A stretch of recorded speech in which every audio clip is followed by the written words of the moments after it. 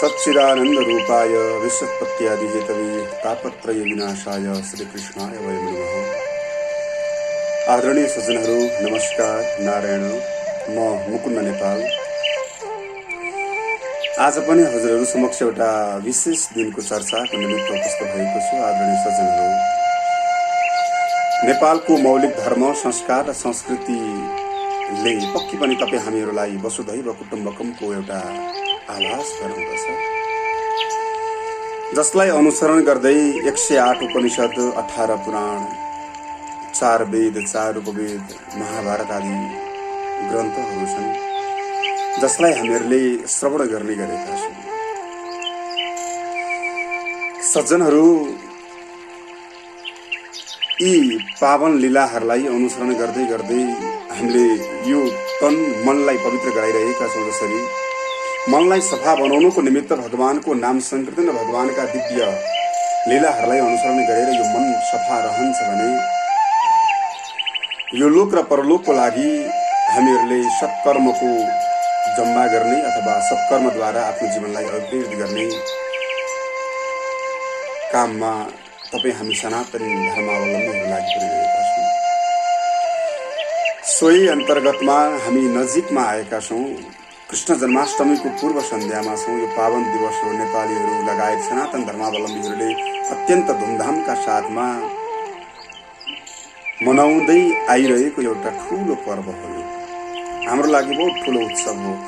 यस धराधाममा द्वापर युगको त्यो समयमा भगवान श्री कृष्णले अनेक रूप धारण गर्दै गर्दै श्री कृष्णको रूपमा दर्शन दिएर पृथ्वीको भारलाई हल्का गराउनु भएको थियो। दुष्टहरूको अत्याचारले सीमा नागिसके पश्चातमा मेरा अत्यन्त प्यारा सज्जनहरूको त्यो दुर्दशालाई भगवानलाई सहन गर्न सक्नु भएन र अत्यन्त यो पावन दिवसलाई रोज्नु भएर दुष्टहरूको संहार गर्दै भक्तहरूको कल्याणका निमित्त भनेर दर्शन दिनुभएको त्यो पावन दिवसको हामी पूर्व सन्ध्यामा आउँदै गर्दा यसको महत्त्वको विषयमा चर्चाका निमित्त म पनि यहाँहरू समक्ष उपस्थित भएको छु। आदरणीय सज्जनहरू, के हो कृष्ण जन्माष्टमी, कसरी मनाइन्छ, यो मनाउनको कारण के हो र यो व्रत बस्दै गर्दा कसरी बस्नु पर्दछ, के हो कृष्ण, भगवानका लीलाहरू कस्ता थिए। पक्कै पनि यहाँहरूलाई अरू प्रसङ्गहरू थाहा नभए तापनि कृष्ण जन्माष्टमी यानि कि भगवान श्री कृष्णका लीलाहरूको विषयमा थाहा नहुने बिरलै हुनुहुन्छ होला। आशा गर्दछु यहाँहरू सम्पूर्णलाई पावन भगवान श्री कृष्णको लीलाहरूको चर्चा यहाँहरूले पक्कै पनि एकपल्ट मात्र भए पनि श्रवण गर्नुभएको छ भन्नेमा विश्वास लिएको छु। भाद्र महिना कृष्ण पक्ष अष्टमीको त्यो रात, मध्यरातको समय मामा कंस, जसको कारागारमा माता यशोदाको गोदबाट दर्शन दिनुभएको प्रसङ्ग यहाँहरूले पक्कै श्रवण गर्नुभएको थियो। सोभन्दा अगाडिका प्रसङ्गहरू कस्ता छन्, किन भगवानले त्यही नै समयलाई रोज्नुभयो। कृष्ण जन्माष्टमीकै दिनमा मध्यरातमा किन रोज्नुभयो। अनि भगवानको नामाकरणदेखि लिएर हरेक विषयलाई हामी संक्षिप्तमा श्रवण गर्ने जमर्को गर्नेछौँ।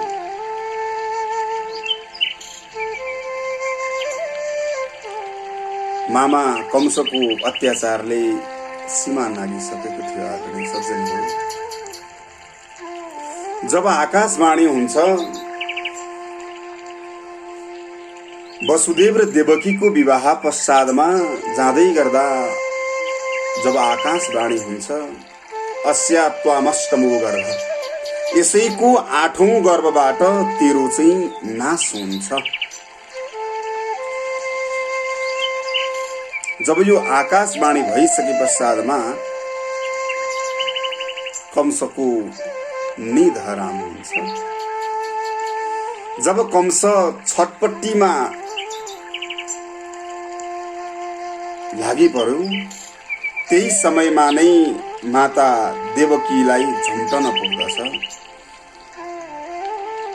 नरहेगा बाँस नबजेगा बाँसुरी भने झैं यसको 8औं गर्भबाट मेरो मृत्यु अथवा मेरो काल जन्मदैछ भने यसैलाई नै मैले घ्न भनेको नाश गरिदिए भने, यसलाई नै मैले सकिदिए भनेदेखि त पक्की पनि यसको 8औं गर्भ त चल्ने भएन। यही भावलाई आत्मसात गर्दै आदरणीय सज्जनहरू, कंस आफ्नो प्राण भन्दा प्यारी बहिनीलाई मार्नको निमित्त भनेर आफ्नो साथमा रहेको हतियारलाई उठाएर बहिनीमाथि चाहिरहेछ। वसुदेवले नाना प्रकारले सम्झाउनु भयो कंसलाई, अरे तपाईं एउटा पराक्रमी व्यक्ति, नेतृत्व गरेर मथुरा नरेश भएर बस्नु भएको व्यक्ति, एउटा आफ्नो बहिनी जसलाई तपाईले नाश गर्दै गर्दा तपाईको इज्जत कहाँ पुग्ला? नाना प्रकारले सम्झाउनु भयो माता। यिनलाई नमार्नुहोस् भनेर कंसलाई सम्झाउनु भयो। महाराज कंस भन्ने झम्टिरहेका छन्। एउटै मात्र शर्त थियो, जुन शर्त अनुसार यदि मेरो शर्त तिमीले मान्दछौ भने म तिमीहरू दुवैजनाको जीवनलाई बकस दिनेछु। महाराज कंसले शर्त लगाए कि आज उपरान्त तिमीहरू दुवैजना मेरो निगरानीमा रहनु पर्दछ र जति पनि बच्चा जन्मने छन् ती बच्चाहरूलाई मेरो काखमा ल्याएर राखिदिनु पर्नेछ। जब कंसले यो शर्तलाई राख्दछ तब वसुदेवले स्वीकार्नुभयो र भन्नु, महाराज तपाईले भन्नुभएको शर्तलाई म मान्दछु, मलाई त्यो शर्त मन्जुर छ, तर यिनलाई नमारिदिनुहोस्, किनकि तपाई जस्तो एउटा पराक्रमी व्यक्तिले एउटा नारीमाथि यो अन्याय गर्दै गर्दा समाजले तपाईलाई के भन्ला, कस्तो संज्ञा देला? एउटा नेतृत्व गरेर बसेको मथुरा नरेश आफ्नै बहिनीको 8औं गर्भबाट डराएर मार्छु भन्दैछ। वचनबद्धता भयो, जस पश्चातमा लगेर कारागार भित्र झाकिदिन्छ। उनलाई एउटै मात्र चिन्ता थियो कि देवकीको 8औं गर्भबाट मेरो काल जन्मन्छ यदि भने यिनलाई मैले किलमाकी राख्ने। रातको सपनामा पनि नाना प्रकारका सपनाहरू देख्न लागे। एउटा हातमा शंख बोकेको, अर्को हातमा चक्र, अर्को हातमा गदा, अर्को हातमा पद्म। यी सपनाहरू देख्दै गर्दा मूर्छित भएर उठ्दछ कंस। कतै झम्मी पो सक्यो कि? यी इत्यादि प्रकारका घटनाहरू हुँदै हुँदै धेरै भित्र प्रवेश गर्न चाहिन सजनले। यहाँहरू सबैले सुन्नुभएकै प्रसङ्ग हो। समय व्यतीत हुँदै गयो। माता देवकीले प्रथम गर्भलाई धारण गर्नुभयो। प्रथम गर्भलाई धारण गर्दै गर्दा एउटा मातृशक्तिहरूमा एउटा ऊर्जा, एउटा तेज अलग रहन्छ। उसले कडा निगरानीमा आफ्नै कठघरामा बाँधेर अथवा बन्धनमा राखेको छ। उसका ती सपनाहरू बिग्रिरहेका छन्। उसको मनमा एउटै छ, अस्यात्वाम अष्टमो गर्भे हन्ता याम बहसे बुदै। उसको 8औं गर्भको मलाई डर हो भन्ने भाव उसको मनमा परिरहेको छ, किनकि त्यो आकाशवाणी भएको छ। यिनै भावलाई मनन गर्दै गर्दै प्रथम बालकलाई जन्म दिन सफल हुनुभयो माता देवकीले। सुनाइदिए लगेर हतार हतार आउँदछ। आएर भन्न लाग्यो, अरे वसुदेव, तिमीले मलाई एउटा शर्त गरेका थियौ। त्यो शर्त के थियो त भन्दा, यिनीबाट जन्मेका सम्पूर्ण बच्चाहरू मलाई जिम्मा लगाउँछु भनेका थियौ तिमीले। यो शर्तलाई कति पनि नभुल।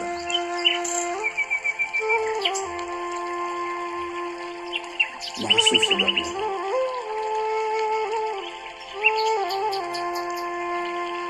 माताले प्रार्थना गर्दै भन्नुहुन्छ, दाजी तपाईको पाउमा पर्दछु म, यो बालकको कुनै पनि दोष छैन। हजुरलाई डर त 8औं गर्भबाट हो, यो त मेरो पहिलो गर्भ हो, यो गर्भलाई बचाइदिनुहोस्। बिन्ती छ, किन यो गर्भलाई नाश गर्न चाहनुहुन्छ? किन यो गर्भलाई नाश गर्न चाहनुहुन्छ? नगर्नुहोस्, बिन्ती छ। यो गर्भको नाश गर्नुको कुनै अर्थ छैन दाजु। अनेक प्रकारले सम्झाउनु हो त है। मलाई त 8औं गर्भबाट डर हो, यो त पहिलो गर्भ हो। यो पहिलो गर्भलाई मैले केही पनि गर्नु।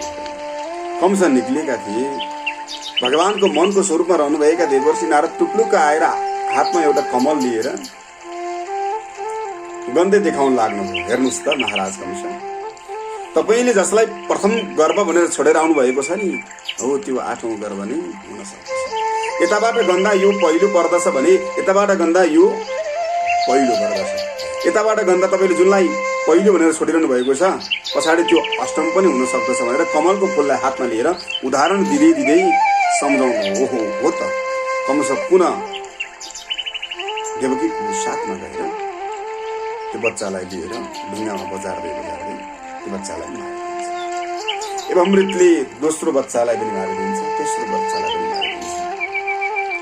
चौथो बच्चा, 5औं, 6औं, 7औं गर्भलाई परिवर्तन गर्नु हो। जुन गर्भलाई नन्द बाबाको दरबारमा रहनुभएका यशोदाको गोदमा परिवर्तन गर्नु हो, योग मायालाई साथमा लिएर जानु हो। जस पश्चातमा योग माया आकाशमा लीन हुन्छ। 7औं गर्भको रक्षा पनि भगवानले गर्नुभएको छ। उता बालकको जन्म हुन्छ। ती हातमा लिएर मार्न खोज्दै गर्दा योग मायाको रूपमा परिणत भएर आकाशवाणी आउँदछ, तैँले मलाई मार्ने त के, तैँले मलाई देख्न पनि सक्दैनस्, तँलाई मार्ने त केही छैन पश्चातमा। यस्ता राधामा आइसकिन्छ। फेरि डरले काम नलाग्यो। 8औं गर्भको चिन्ता थियो, 7औं गर्भसम्म त आकाशमा लीन भयो। यो आकाशमा लीन भएका चिजहरूमा विश्वास राख्यो।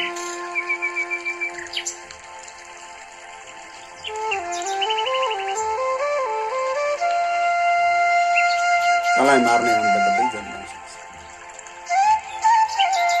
जस्तो तँलाई सखा पार्ने डराइरहेको। जस पश्चातमा 8औं गर्भको समय नजिकै छ। मातालाई चिन्ता लागिरहेको छ, प्रभु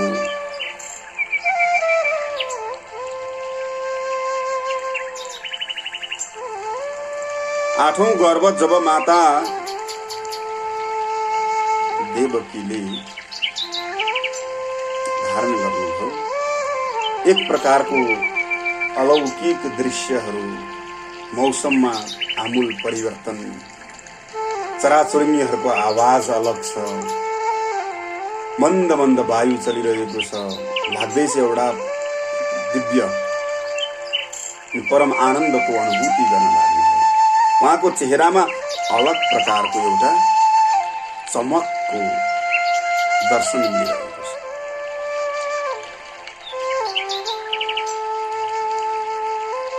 सबै आनन्दित हुनुभएको छ। जुन समयमा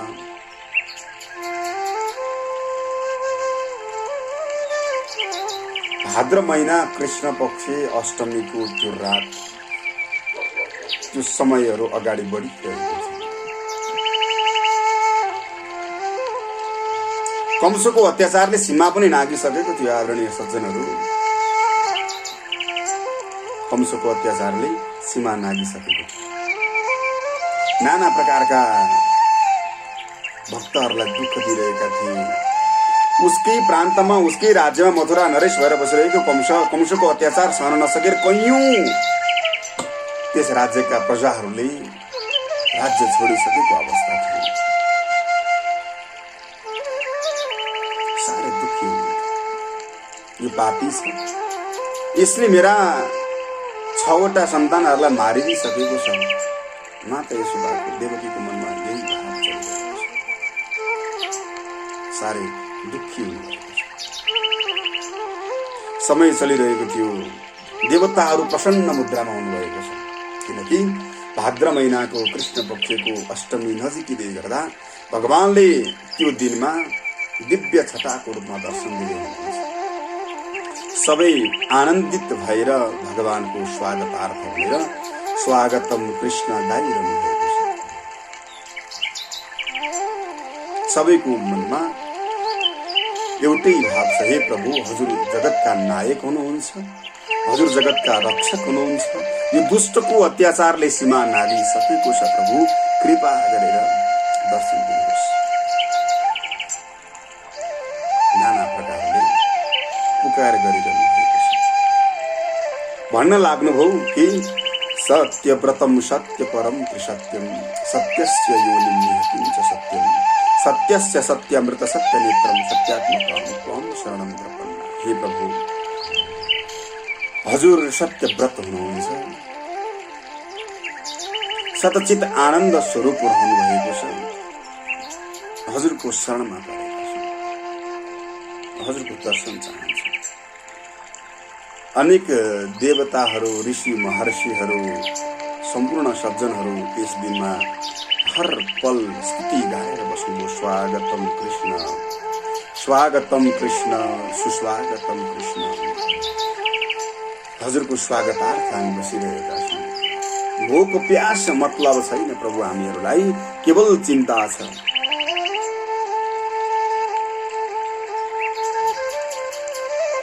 कि हजुरको दिव्य दर्शन गर्ने अवसर प्राप्त होस्। नाना प्रकारले स्तुति गरेर बसिरहनु। जस पश्चातमा भाद्र महिनाको कृष्ण पक्ष अष्टमीको दिव्य समय अगाडि बढिरहेको छ।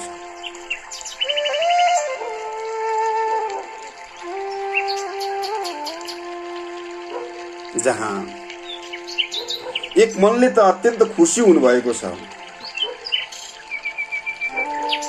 कि आज मैले जगतका नायक पूर्ण ब्रह्म परमात्मा भगवान श्री नारायणलाई दर्शन प्राप्त गर्ने भएको छ।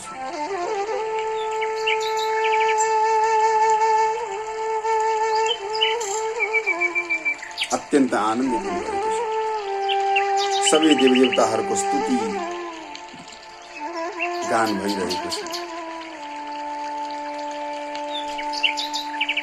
तत्पाद पेतोन महत्य कृतेन कुर्वन्ति गोवात्सपदं भवाब्दिवं।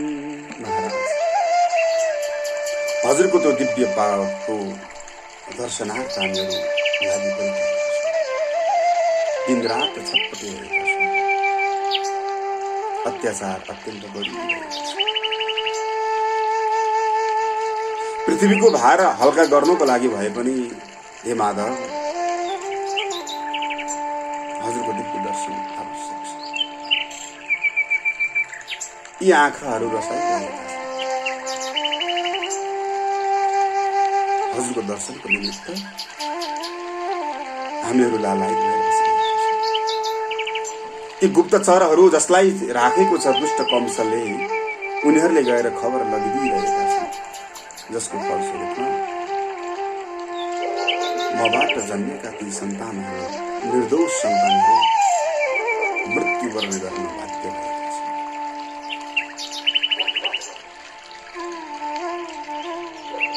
सम्पूर्ण देवताहरू, ब्रह्मा विष्णु महेश्वर, ऋषिगणहरू, 33 कोटी देवदेवताहरूले भगवान श्री नारायणको स्तुति गर्नुभयो।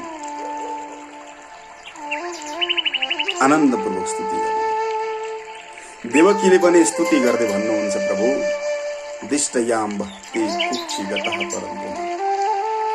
प्रभु नाना प्रकारका समस्याहरूको बावजुद पनि हजुरको दिव्य दर्शनको लागि म लालायित भएको छु।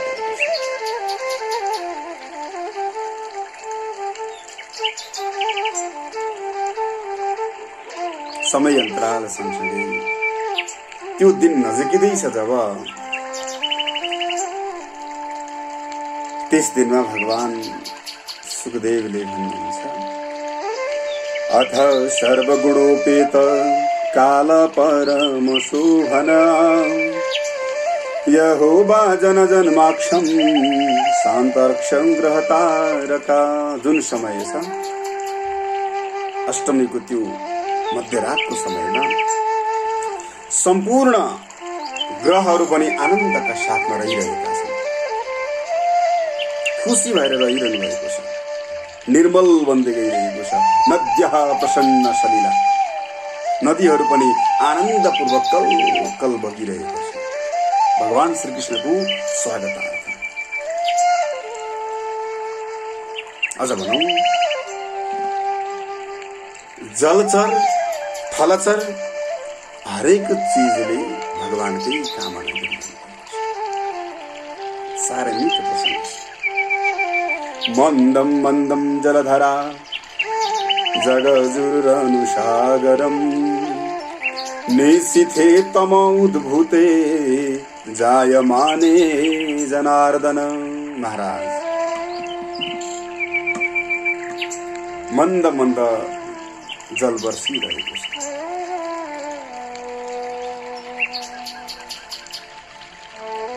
अप्सराहरू नाचिरहेका छन्, गाइरहेका छन्, स्वागतम महाराज भनिरहेका छन्। त्यो रातको समयमा, मध्यरातको समयमा, 12 बजेको समयमा, सबै निदाएको समयमा पनि ती अविरल रूपमा बगिरहेकी यमुना नदी आनन्दपूर्वक बगिरहनु भएको थियो। जलवर्षा भइरहेको थियो, ताराहरू चम्किरहेका छन्। भगवानको स्वागतार्थ चराचुरीहरूले मिठा आवाजहरू दिइरहेका छन्। यी आवाजहरूले मन्द वायु चलिरहेको छ, सुख स्पर्श छ। बबौ वायु सुख स्पर्श पुण्य गन्ध बह सुचि।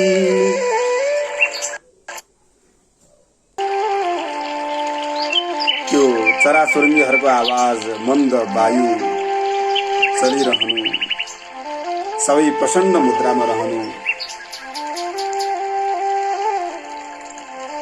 बडो दिव्य आनन्दको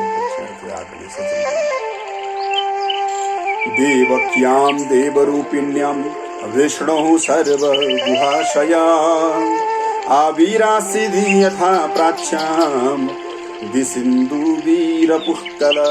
महाराज माता देवकीको त्यो दिव्य गोदबाट भाद्र महिना कृष्ण पक्ष अष्टमीको मध्यरातको त्यो समयमा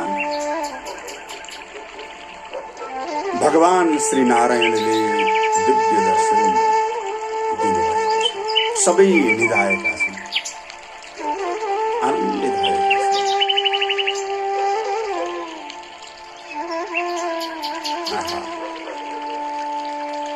माताले ती बालकलाई देखे पश्चातमा कस्तो हुनुहुन्छ मेरो भगवान? तमद्भुतं बालकमं मुदक्षणं चतुर्भुजं शङ्खगदायुधायुधं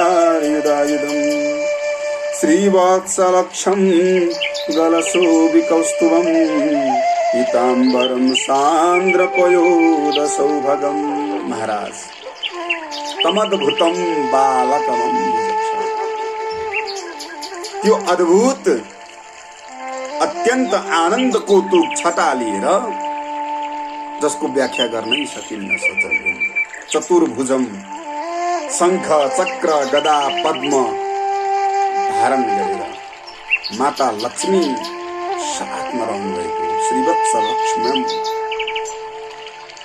कौस्तुभ मणिले सुसज्जित अनि पीताम्बरः पीतः अम्बरः यशः पीताम्बरः जसले पहेँलो वस्त्रलाई धारण गरेर अत्यन्त आनन्दको छटालाई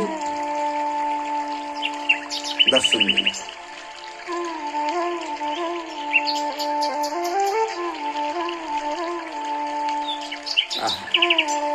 कति मीठो प्रसंग छ। संतानको दर्शन त पाउनुभयो, सबै प्रसन्न हुनुभयो। सबै स्मयत फूल बिलोचनु हरि, अनेक प्रकारका फूलहरूले पनि आनन्दित भएर भगवान श्री नारायणको स्वागत गर्नुभयो। ती जगतका नायक भगवान श्री नारायणलाई देखेर सबै चीजलाई बिर्सनु। कृष्णावतारोत् सर्वसम ब्रह्मोष्णम, सबै चीजलाई बिर्सनु। परम आनन्दको जसलाई पूर्ण रूपमा दर्शन पाइरहनु भएको छ। तर विडम्बना यस्तो छ आदरणीय सज्जनवृन्द, माताले आफ्नो सन्तानलाई धेरै समय साथमा राख्न पाउनु भएको छ। किनकि अनेक देवी देवताहरूले पनि आएर स्तुति गर्नुभएको छ, सबैले स्तुति गान गर्नुभएको छ।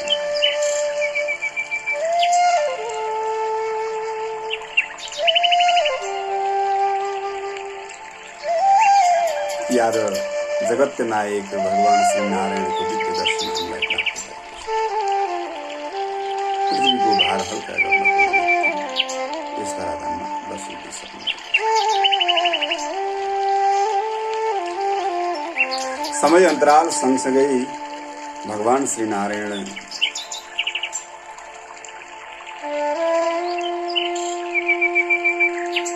अब त्यहाँ बालकको रोदन सुन्ने बित्तिकै कमसकका खबर पुर्याइदिने दूतहरू त्यही रहिरहेका छन्।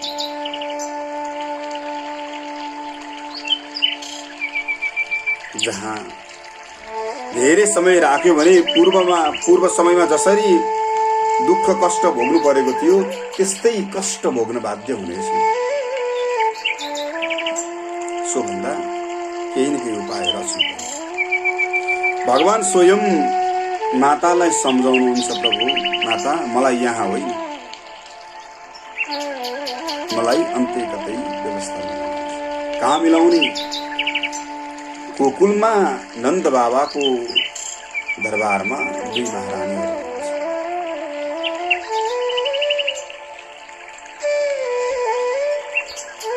रेवतीको गोदमा एक बालकको जन्म भएको प्रसंग हामीले सुनिसक्यौं। यशोदाको गोदमा लगेर मलाई राखिदिनुहोस्, जहाँ म सुरक्षित हुनेछु। तर यो समय कसरी? हामीलाई त बन्दी बनाएर राखेको छ। त्यो सम्पूर्ण व्यवस्थापन म स्वयं गर्नेछु। जस पश्चातमा मध्यरातको त्यो समयमा आदरणीय सज्जनवृन्द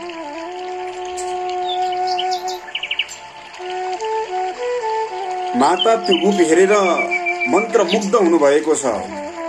पीताम्बर धारण गरेर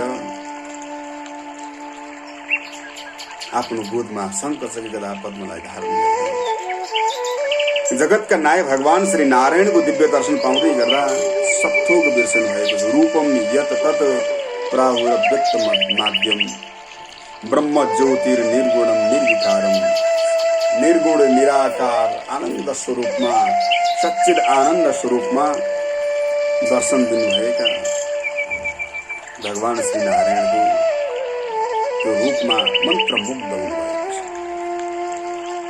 वसुदेव पनि खुसी हुनुभयो। विदितोषि भवान साक्षात् पुरुषः प्रकृति परम केवलानुभवानन्द स्वरूप सर्वव्यापी। आनन्दित हुनुभयो त्यो स्वरूपलाई। अब त्यो समय रातको समयमा आफ्ना लालालाई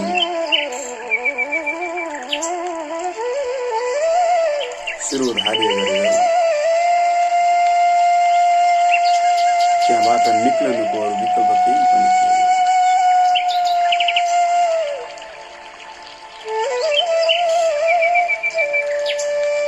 किनकि जुन समयमा भगवान श्री नारायणलाई सम्पूर्ण सज्जनहरूले कामना गरिरहनु भएको थियो, दर्शन पनि दिइसक्नु भएको छ। पापी कंसकै कारणले गर्दा आज आफ्नो माताको गोदमा र माताको इच्छा अनुसारले समयलाई व्यक्त गर्न सक्नु भएन। जुन कुराले गर्दा मातालाई चिन्ता पर्दछ त्यो काम बिल्कुल नै गर्नु हुँदैन। यो भावलाई पनि आत्मसात गर्नुपर्छ। ताम कृष्ण वाहे वसुदेव आगते स्वयं व्ययरयन्त यथा तमो रवे बवर्ष पर्जन्य उपाम सुगर्जित शेषोन्वगाद विहारी निवारयन फणे। महाराज जब शिरो पर गरेर कृष्णलाई शिरमा राखेर नन्द बाबाको दरबारतर्फ अगाडि बढ्नुभयो, चराचुरुङ्गीहरू आनन्दपूर्वक स्वागत गरिरहेका छन्। मेघ अनि गर्जिरहेको छ, मेघ अत्यन्त गर्जिरहेको छ। मघोनि वर्षन्त्य सकेद यमुना जा, यमुना नदी अत्यन्त विक्षिप्त भएर उर्लिरहनु भएको थियो। तालाहरू आफै खुले, पालेहरू निधाएका छन्। जुन समयमा साक्षात पूर्ण ब्रह्म परमात्मा भगवान श्री नारायणलाई शिरो उपर गर्दै गर्दै नन्द बाबाको दरबारतर्फ वसुदेवजी अगाडि बढ्नुभयो। मध्यरातको समयमा 5वटा शिर भएको नागले भगवानलाई छाताको रूपमा रक्षा गर्दै गर्दै हिँड्नु भएको छ, जसको नाम वासुकी नाग हो। यमुना नदीमा प्रवेश गर्नुभयो। त्यसरी विक्षिप्त भएर उर्लेर आइरहनु भएको माता यमुना नदी सर्लक्क घटिदिनुभयो, भगवानलाई बाटो खाली गर्नु। बेला बेलामा उर्लिँदै आएर भगवानको पाउ स्पर्श गर्न खोज्दै हुनुहुन्थ्यो। वसुदेवजीले भन्नुभयो, अरे यमुना, तिमीलाई लाज लागेन? आज मेरो लालालाई छुने प्रयास गर्दैछौ। तिमी स्त्री भएर पिताजीको अगाडि मेरो पुत्रलाई स्पर्श गर्न खोज्दैछौ। मिठा प्रसङ्गहरू छन्, समय धेरै लामो भइसकेको छ। धेरै मिठा प्रसङ्गहरू छन्। जल वर्षा गरिरहनु भएको छ, नागले रक्षा गरिरहनु भएको, चराचुरुङ्गीहरूले आवाज दिइरहेका छन्, वायु मन्द चलिरहेको छ, पुष्प वृष्टि भइरहेको छ। रातको समयमा जब नन्द बाबाको दरबारमा लगेर यशोदा मैयाको गोदमा राखेर जस्ताको तस्तै फर्केर आउनुभयो, सम्पूर्ण घटनाको जानकारी गराउनुभयो। आएर कारागारभित्र जसरी अघि ताला खुलेका थिए त्यसै गरी नै पुनः खुले, फेरि बन्द भई माता यशोदा, वसुदेव र देवकी आनन्दपूर्वक कारागारभित्र रहनुभयो। जाँदै गर्दा युग मायालाई साथमा लिएर जानु। भोलिपल्ट प्रातःकाल भयो, जहाँ कंसका दूतहरूले रोदनको आवाज सुनेर महाराज कंसलाई त्यही रात थियो जुन रातमा कंसले शङ्ख चक्र गदा पद्म अलग अलग हातमा देखेको सपनामा देखेर छटपटाइरहेको थियो। आफ्ना मन्त्रीलाई बोलाएर कतै बालक जन्मियो कि के हो, अष्टम गर्भ पैदा भयो कि के हो भनेर ऊ कौतूहलतापूर्वक रहिरहेको थियो। त्यही समयमा गएर आफ्ना सेवकले गयो भने महाराज वसुदेव र देवकीको त्यो कारागारमा बालक रोदनको आवाज आएको छ। सानो बच्चा कोही रोइरहेको छ। हतार हतार कंस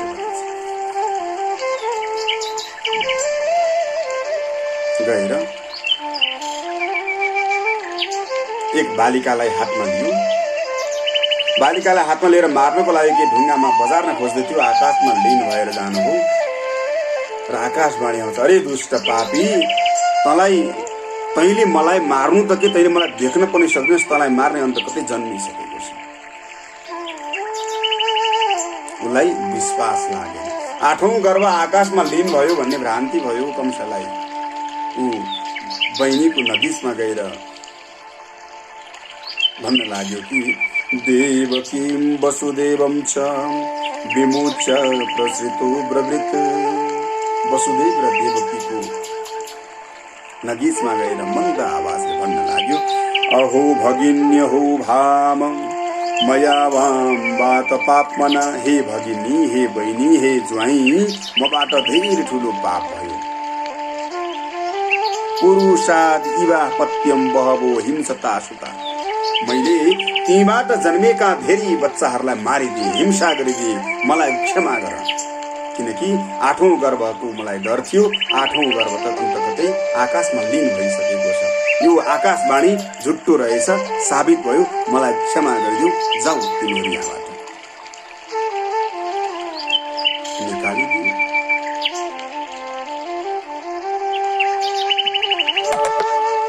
जगतका नायक भगवान श्री नारायणको दिव्य दर्शन उता नन्द बाबाको दरबारमा गोकुलमा प्रातःकालको समयमा देवकी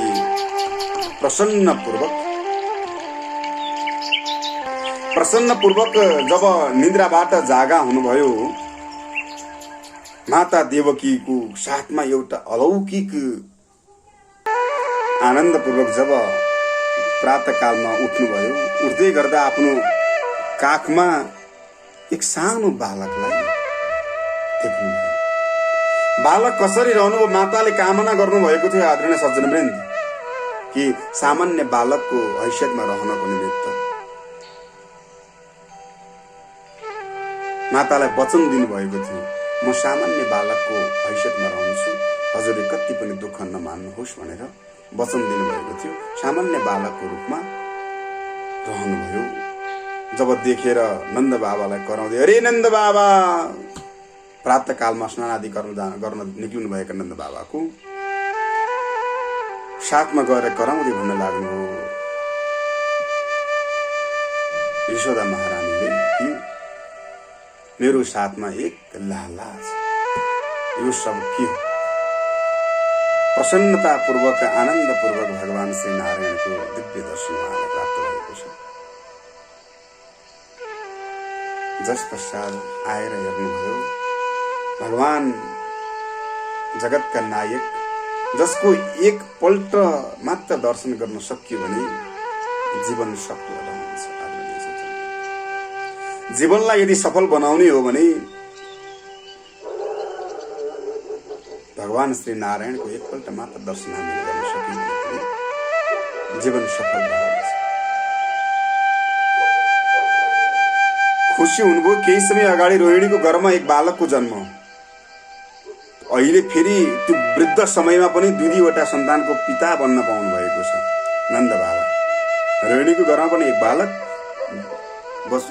यशोदा महारानीको गोदमा पनि अर्को बालक, जसलाई देखेर प्रसन्नतापूर्वक आनन्दपूर्वक हर्ष उल्लासका साथमा धुमधामका साथमा चाहिँ उत्सव मनाउने विचार गर्नुभयो। जहाँ भाद्र महिना कृष्ण पक्ष अष्टमीको मध्यरातमा दर्शन दिनुभएको भगवान श्री नारायण रातको नै समय रोज्नुको कारण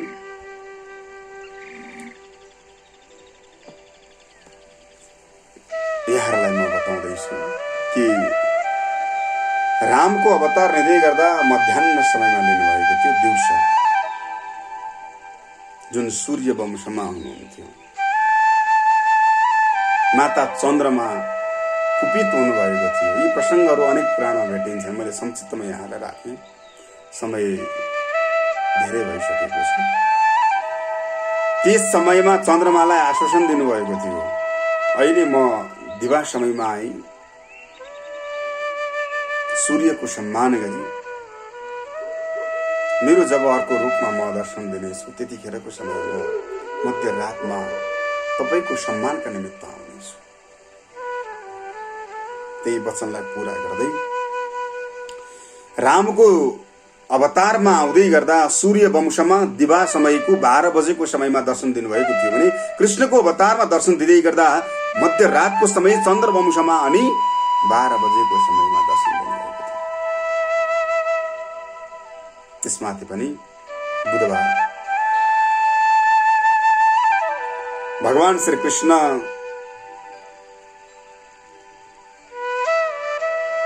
शुभ नक्षत्र, शुभ घडी, शुभ पल हरेक चीजलाई विचार गर्दै यस धराधाममा दर्शन दिनुभयो मध्यरातको 12 बजे। त भोलिपल्ट नन्द बाबाले धुमधामका साथमा उत्सव मनाउनु भयो। यसरी उत्सव मनाउनु भयो कि कोही कुनै पनि चीजबाट वञ्चित भएर बाँच्नु परेन। लाखौं गाईहरूको दान गर्नुभयो। नन्द बाबाको त्यो ग्राममा अथवा गोकुल नगरमा जति पनि सज्जनहरू हुनुहुन्छ उहाँहरू सबैलाई बोलाउनु भयो। नन्दस्त्वामत्मजः उत्पन्ने जाता यदो महामन। जुन नन्द बाबाको दरबारमा परस्परमा सन्तान अथवा ती साना लालालाई देखेर उत्सव मनाउनको निमित्त सबैलाई खबर गराउनु हो। कालेन स्नान शौचाभ्यम संस्कारेस्त प्रसिद्धया शुद्ध्यन्ति दान सन्तुष्टा द्रवण्यात्मा नवेद्यया।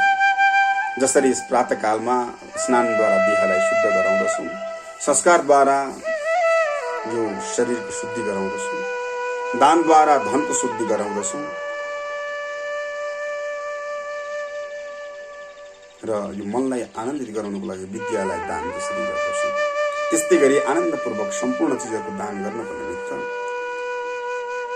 नन्द बाबा तयार हुनुभयो। परस्परम गोपाहा परस्परम दृष्ट्वा दक्षिण कृतामुखी गोपी गोपिनीहरूलाई जम्मा गर्नुभयो।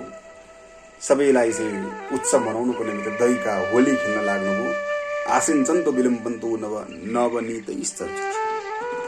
सबै आलिङ्गन गर्न लागि, उत्सव मनाउन लागि अनेक चिजहरू लुट्नु भएन, लुटाउनु भयो। लुट्नु र लुटाउनुमा धेरै फरक छ। अरूको लागि आफ्नो खुसी अरूलाई बाँड्नुलाई लुटाउनु भनिन्छ भने अरूको चिज आफूले हरण गर्नु लुट्नु हो। भगवानको दिव्य दर्शन प्रसादमा ती साना बालकको आगमनमा अत्यन्त आनन्दपूर्वक उहाँहरूले उत्सव मनाउनुभयो, जसलाई भनिन्छ नन्द महामहोत्सव। गोपान गोकुल रक्षायां निरूप्यं मथुरागत नन्दः कंसस्य वार्षिक्यां करम दातु कुरुद्वः। सज्जन वृन्द, जो उत्सव मनाइसके पश्चातमा त गोकुलमा आनन्दको साथमा उत्सव भयो।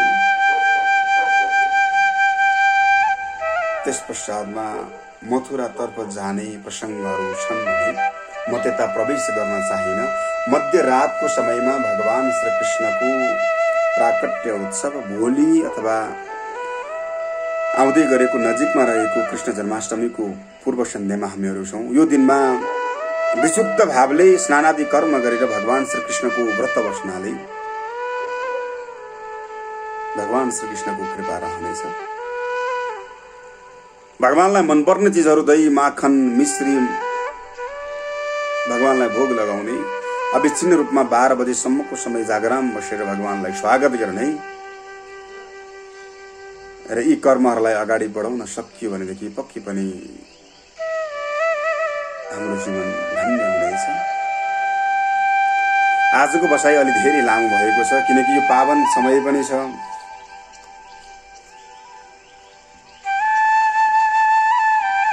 भगवान श्री नारायण घुम्रिएको बाल, पीताम्बर वस्त्र धारण गरेर वैजयन्ती माला, किरीट कुण्डल, शिरमा मयूरको प्वाँखलाई सुसज्जित गराउँदै शङ्खचक्र गदा पद्म धारण गर्दै गर्दै यस जगतमा, यस धराधाममा दर्शन दिनुभएको त्यो पुण्य दिवसमा यहाँहरू जहाँ जहाँ रहनुभएको छ आदरणीय सज्जनहरू, सनातन धर्मावलम्बीहरू, यहाँहरू आनन्दको साथमा यो उत्सवलाई धुमधामको साथमा मनाउनुहोस्। किनकि वंशी विभूषित करान्नवनीरदाभात् पीताम्बर दरुण बिम्ब फलाधरोष्ट पूर्णेन्दु सुन्दर मुखादर बिम्ब नेत्रात् कृष्णात् परम किमपि तत्त्वमहं न जाने। भगवान श्री कृष्णको तत्त्वलाई बुझ्नलाई त धेरै कठिन छ आदरणीय सज्जनहरू। कस्ता कस्ता विद्वान सज्जनहरूले त बुझिसक्नु भएको छैन भने तपाईँ हामी त केवल अध्यात्मको एउटा यो ठूलो महासागरमा पाइला हाल्ने प्रयास गर्दैछौँ, हालिसकेका पनि छैनौँ। तसर्थ भगवानको त दिव्य छटाको परिकल्पना गर्दै भगवानको लीलाहरूलाई अनुसरण गर्दै यहाँहरू सबैको चित्त हरिमा लागोस्, यही कामना गर्दै नजिकमा आइरहेको कृष्ण जन्माष्टमीको हार्दिक हार्दिक मङ्गलमय शुभकामना व्यक्त गर्दै आजको यो सत्रबाट म मुकुन्द नेपाल आज्ञा चाहन्छु। यहाँहरूको दिन शुभ रहोस्। कृष्ण जन्माष्टमी महामहोत्सवको यहाँहरू सम्पूर्णमा हार्दिक मङ्गलमय शुभकामना व्यक्त गर्दै आज्ञा चाहन्छु। राधे राधे। सबैको जय होस्, मङ्गल होस्, कल्याण होस्।